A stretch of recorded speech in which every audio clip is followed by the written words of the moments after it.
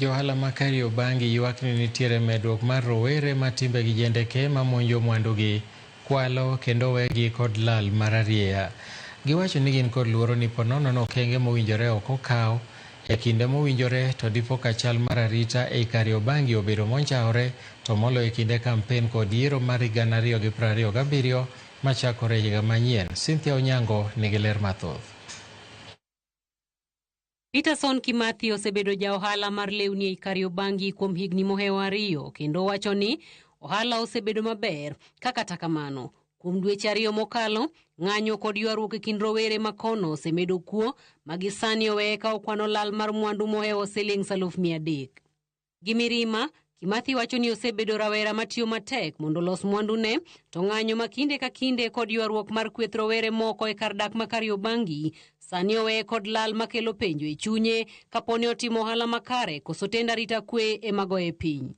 Asa hizo pesa nilikuwa nafanya vibarua usiku kwa Muhindi.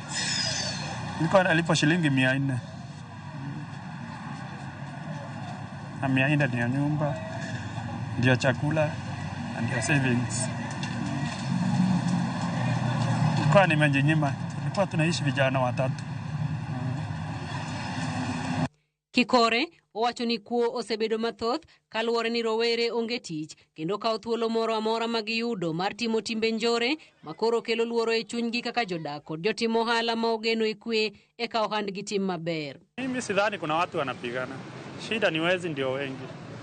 Mwizi akisikia kuna vurugu mahali anaingilia. Akiingilia wezi wote wanapata chance.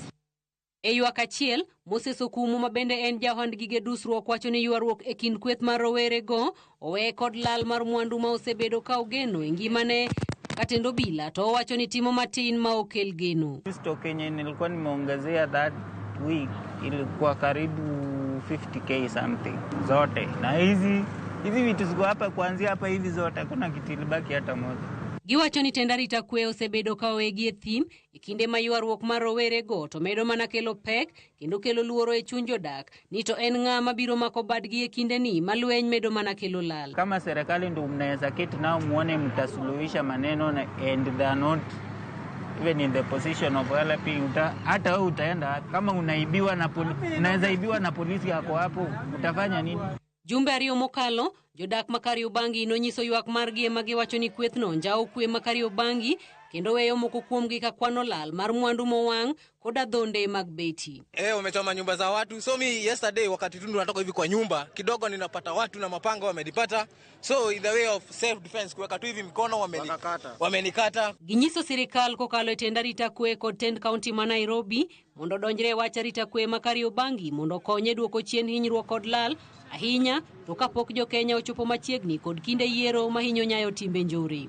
Tunaingia wakati wa kampeni, kwa hivyo watu waangalie kwa usalama. Like kitambo tulikuwa tunafunga late. Sasa hii ikifika 6 unafunga vitu zako. You never know maandamano inaweza tokelezea from nowhere.